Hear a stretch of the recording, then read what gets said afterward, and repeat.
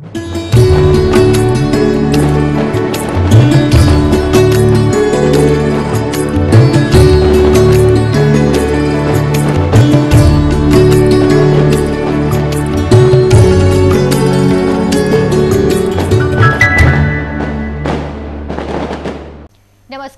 रूप चौदस पर्व की आप सभी को हार्दिक शुभकामनाएं।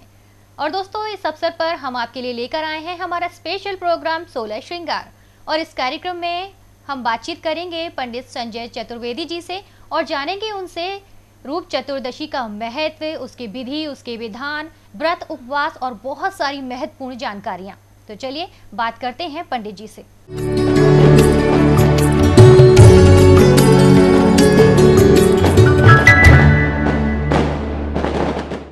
तो दोस्तों, इसके लिए हमने अपने स्टूडियो में आमंत्रित किया है पंडित संजय चतुर्वेदी जी को। तो पंडित जी, आपका स्वागत है हमारे इस प्रोग्राम में।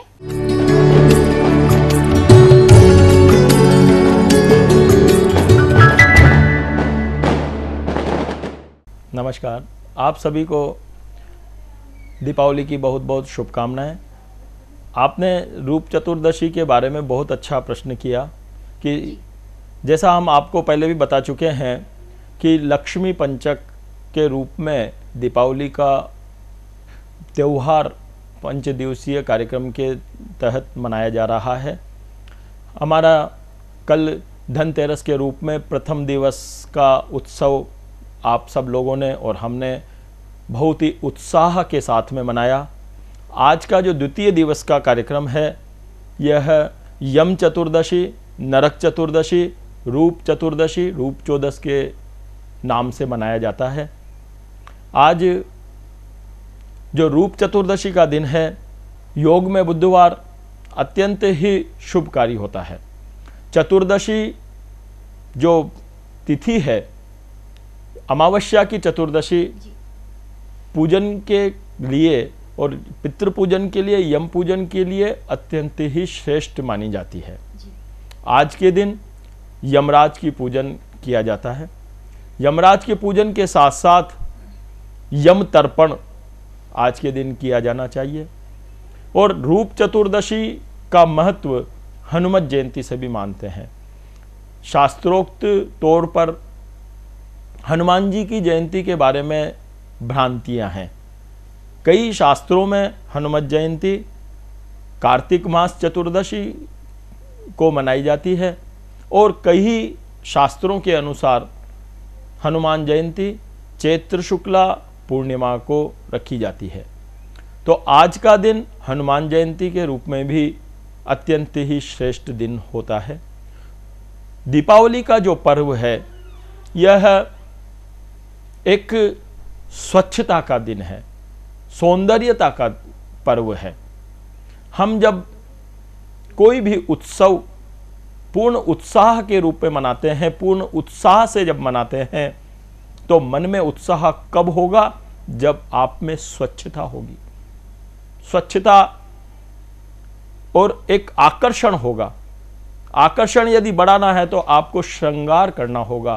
तो श्रृंगार के लिए, आकर्षण के लिए और पॉजिटिवनेस को बढ़ाने के लिए, नकारात्मकता को समाप्त करके सकारात्मकता को बढ़ाने के लिए आज का दिन अत्यंत ही महत्वपूर्ण दिन होता है। जी पंडित जी। तो हम आपसे कहेंगे कि प्रातःकाल स्नान के साथ में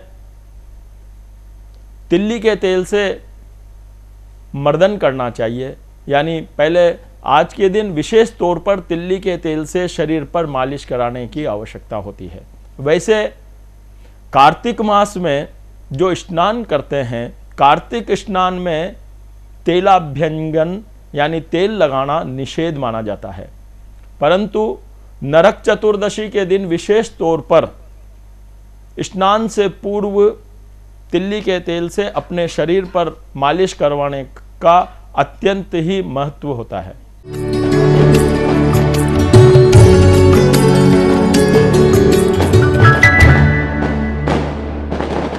हम आपसे ये जानना चाहेंगे कि जो रूप चतुर्दशी है, ये क्यों मनाई जाती है?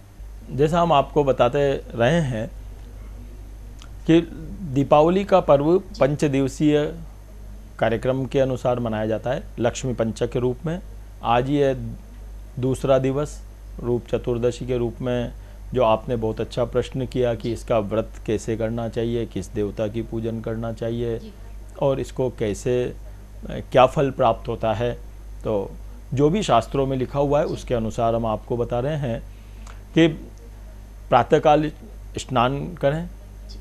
स्नान से पूर्व, स्नान से पहले आपको तेल का मालिश करवाना चाहिए, तेल मर्दन करवाना चाहिए, क्योंकि कार्तिक मास में तेल लगाना निषेध होता है। जो भी कार्तिक स्नान करते हैं उनके लिए निषेध है कि आप तेल ना लगा सकते हैं, परंतु चतुर्दशी के दिन तेल लगाना शास्त्र सम्मत है, अनिवार्य है।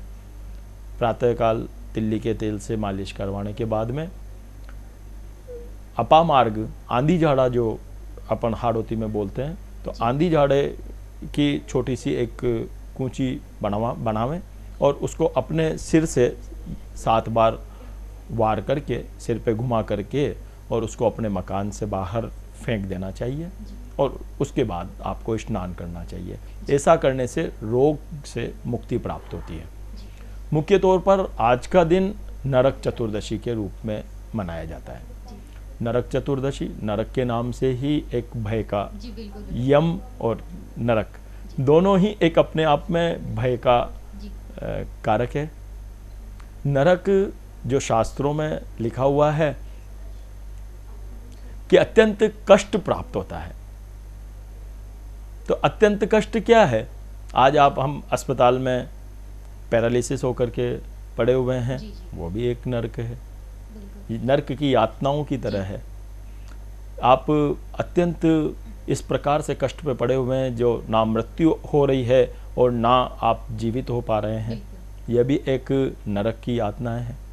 इनसे आपको मुक्ति प्राप्त करनी है और सुगम मृत्यु को प्राप्त करना है, रोग से मुक्ति प्राप्ति करनी है, तो आज के दिन यमराज का पूजन करना चाहिए, यम का पूजन करना चाहिए। स्नान के समय पर स्नान के जल में गंगा जल और यमुना जल आपको मिलाना चाहिए। यमुना जल और गंगा जल मिला करके इत्र आदि सुगंधित चीज़ें, सुगंधित द्रव्य जल में मिलावें, गुलाब जल जल में मिला करके स्नान करना चाहिए। इससे आपके शरीर में दुर्गंध दूर हो और सुगंध और सौंदर्यता का चारों तरफ प्रसारण हो।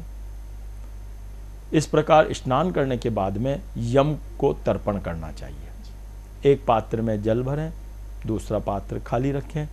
अंजलि के द्वारा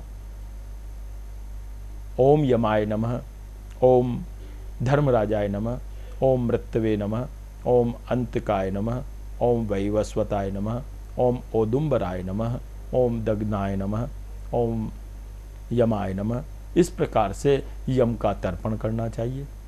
और यम का तर्पण करके यमराज के निमित्त दीप दान करना चाहिए।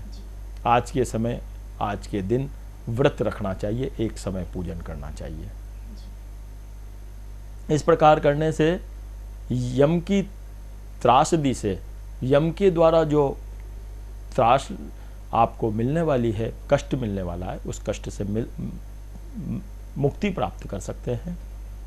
जो आपको रोग से संबंधित कष्ट प्राप्त हो रहा है उससे मुक्ति प्राप्त कर सकते हैं। रोग से मुक्त होना तो सभी चाहेंगे, तो आपको ये चतुर्दशी का व्रत करना चाहिए। सायंकाल में पुनः स्नान करना चाहिए। आज का समय 5:55 से 6:20 तक का जो गोधूलिक वेला है, इसमें पुनः स्नान करें। स्नान करके पूर्व की तरफ मुँह करें। आटा में हल्दी मिला करके एक सुंदर सा दीपक बनावें। दीपक में तिल्ली का तेल रखें और 4 बत्तियां चारों तरफ स्थापित करें। 4 मुंह वाला, 4 बत्तियों वाला जो दीपक है, इसके चारों तरफ 14 एक बत्ती वाले अलग अलग दीपक लगावें। जल हाथ में लेकर के मन में संकल्प करें कि हे यमराज, हम आपके निमित्त यह दीप का दान कर रहे हैं। हमें रोग से और नरक की यातनाओं से, कष्ट से मुक्ति प्रदान करें। ऐसा करके यमराज के निमित्त दीप का दान करें। इस जल को दीपक के चारों तरफ छोड़ दें में, दीपक प्रज्वलित करके जो बड़ा 4 मुंह वाला दीपक है उसको आप अपने घर के मुख्य द्वार के सामने रोड पर रख दें में। 14 जो अन्य दीपक हैं उनको निर्जन स्थान में स्थापित करें। अपने सभी कमरों में दीपक आपको रखना चाहिए।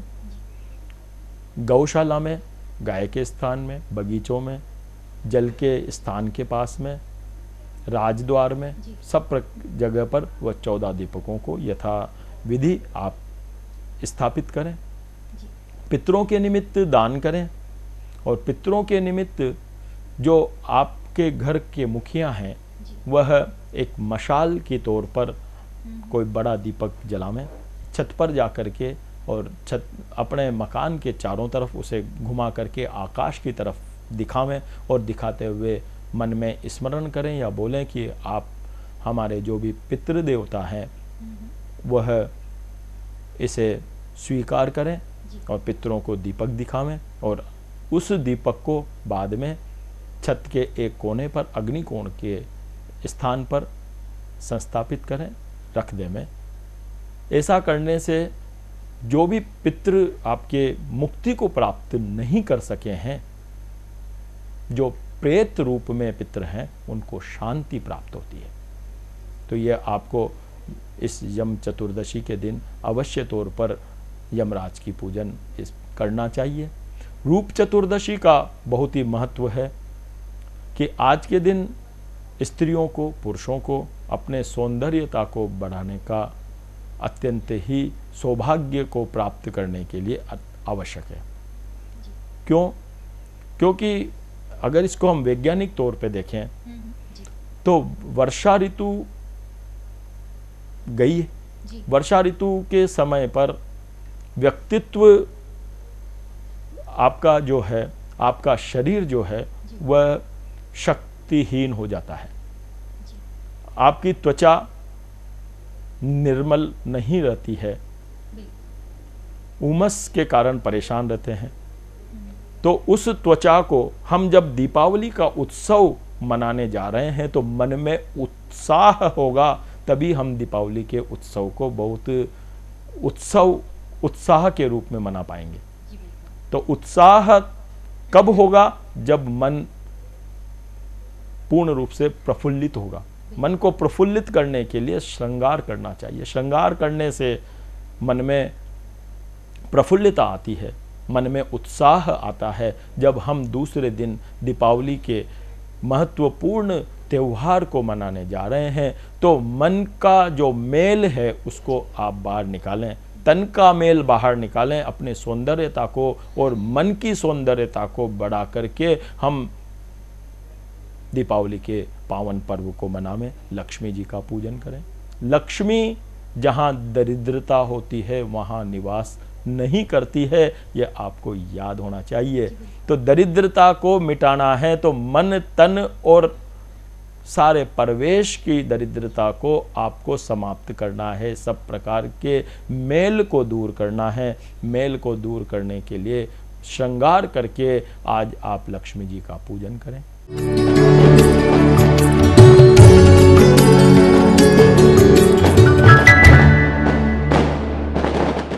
प्रोग्राम में यहाँ वक्त एक छोटे से ब्रेक का। ब्रेक के बाद फिर से हम बातचीत अपनी जारी रखेंगे पंडित जी के साथ। बने रहिए हमारे साथ।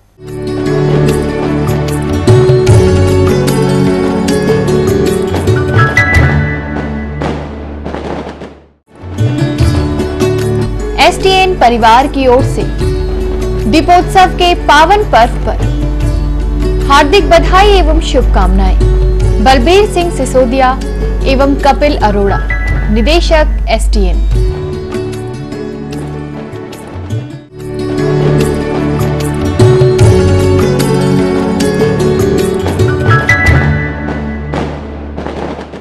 ब्रेक के बाद एक बार फिर से आपका स्वागत है। पंडित जी, रूप चतुर्दशी के दिन व्रत और उपवास का भी अपना ही एक महत्व होता है, तो इसके बारे में हमें थोड़ा विस्तार से बताइए। रूप चतुर्दशी का व्रत करने से रोग से संबंधित जो भी कष्ट होते हैं उनसे मुक्ति प्राप्त कर सकते हैं। यमराज को प्रसन्न करने के लिए दीपदान आज के दिन किया जाता है। सायंकाल में भी स्नान करें। स्नान करने के बाद में पूर्व की तरफ मुंह करें। एक आटे में हल्दी मिला करके एक छोटा सा दीपक बनावें और उसमें 4 बत्तियां रखें, तिल्ली का तेल रखें, हाथ में जल लेकर के संकल्प करें। संस्कृत में संभव नहीं है तो आप हिंदी में बोल सकते हैं। मन में संकल्प करें कि हे यमराज, हम आपके लिए यह दीप का दान कर रहे हैं। आप हमारे रोग, कष्ट और नरक की यातनाओं से मुक्ति प्रदान करें। ऐसा करके और जल को दीपक के चारों ओर छोड़ देवें। 4 बत्तियां दीपक में लगावें, तिल्ली का तेल रखें और दीपक को प्रज्वलित करें।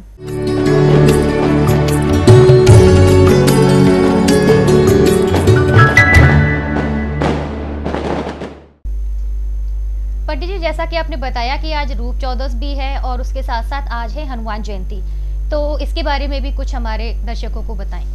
व्रत रत्नाकार जो शास्त्र है उसके अनुसार ये कहा गया है कि आश्विन मास के बाद में कार्तिक मास की जो चतुर्दशी है, कृष्ण पक्ष की चतुर्दशी में हनुमान जी का जन्म हुआ। अंजना के गर्भ से हनुमान जी का जन्म आज के दिन माना जाता है। हनुमान जी के जन्म के बारे में भ्रांतियां हैं। कुछ शास्त्रों के अनुसार चैत्र शुक्ल पक्ष पूर्णिमा और कुछ शास्त्रों के अनुसार कार्तिक कृष्ण चतुर्दशी, जो आज रूप चतुर्दशी है, इसके दिन भी मनाया जाता है। तो आज के दिन सायंकाल में स्नान करके भगवान हनुमान जी महाराज का पूजन करना चाहिए।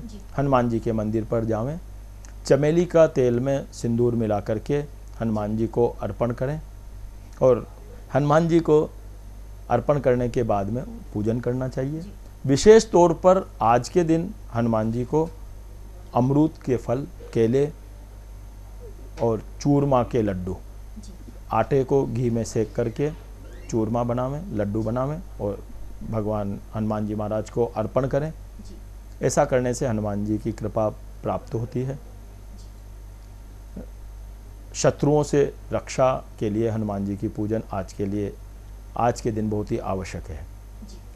दूसरा, हनुमान जयंती का जो उत्सव है, आज के दिन सुंदर कांड का पाठ करना या वाल्मीकि सुंदर कांड का पाठ, हनुमान चालीसा का पाठ, बजरंग बाण का पाठ, ऐसा करने से हनुमान जी की कृपा प्राप्त कर सकते हैं और सभी प्रकार के कष्टों से मुक्ति प्राप्त कर सकते हैं।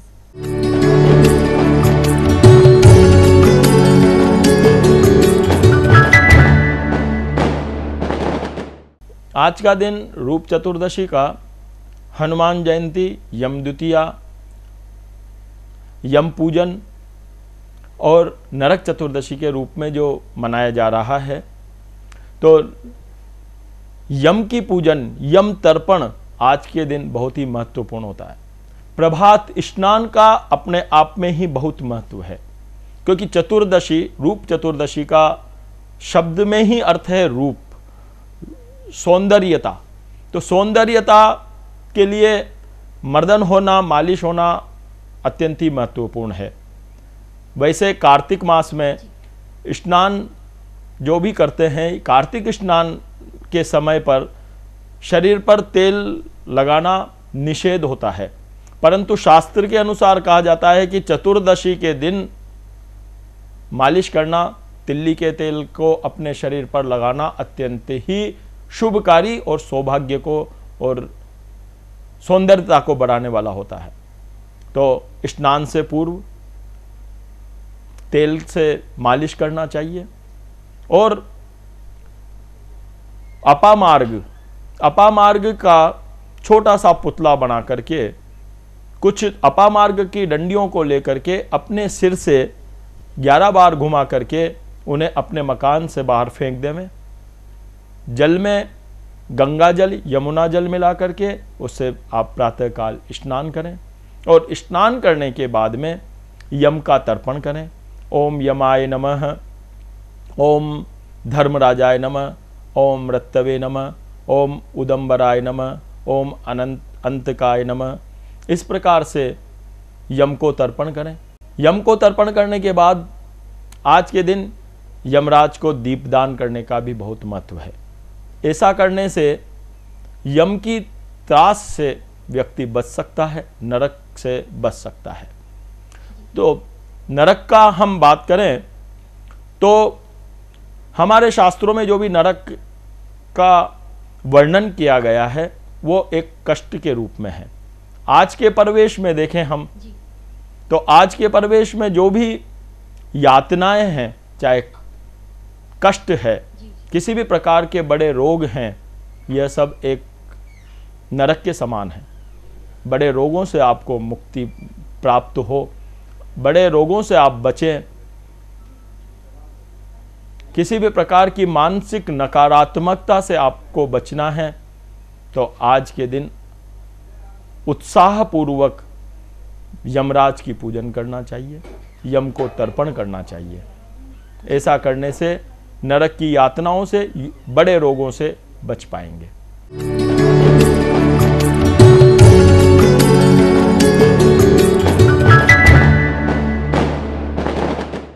पंडित जी, चलते चलते आप इस दीपावली के अवसर पर, रूप चतुर्दशी के अवसर पर, हनुमान जयंती के अवसर पर हमारे दर्शकों को क्या संदेश देना चाहेंगे?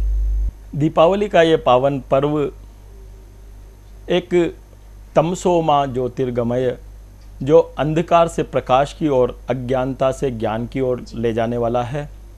तो नकारात्मकता से सकारात्मकता की ओर बढ़ने वाला है।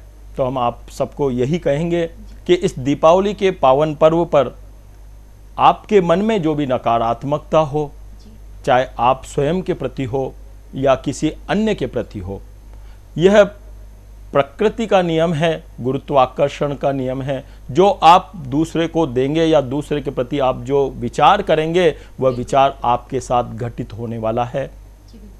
आप दूसरे व्यक्ति के प्रति सकारात्मक सोच रखेंगे, सकारात्मक सोचेंगे।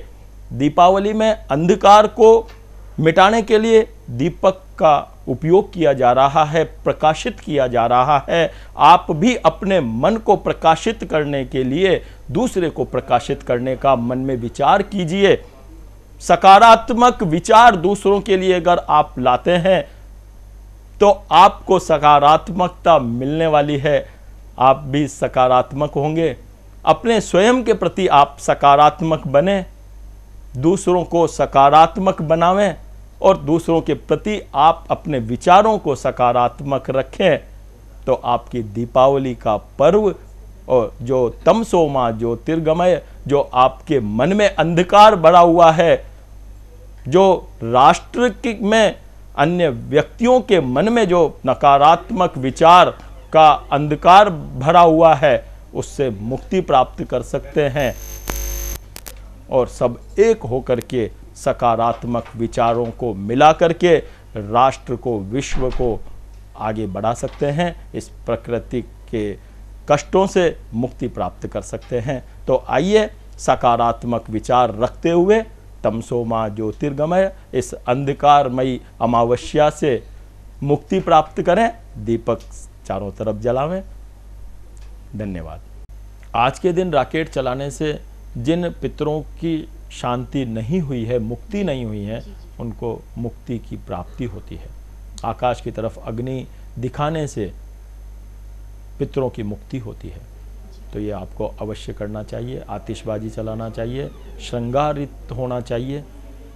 आप सभी प्रकार से श्रृंगार करके और रूप चतुर्दशी के दिन भगवती माँ लक्ष्मी का पूजन और यम का पूजन करें और सभी प्रकार के रोगों से मुक्ति प्राप्त करें।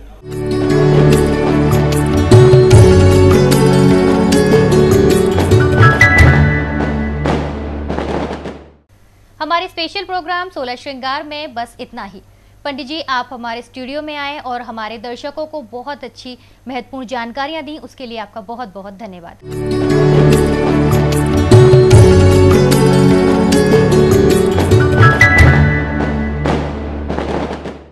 तो दर्शक दर्शकों, पंडित जी के द्वारा जो महत्वपूर्ण जानकारियां आपको मिली हैं उनसे आप लाभान्वित हुए होंगे। और कल दीपावली है तो कल के स्पेशल प्रोग्राम में फिर आपसे मुलाकात होगी और तब तक के लिए दीजिए इजाजत। नमस्कार।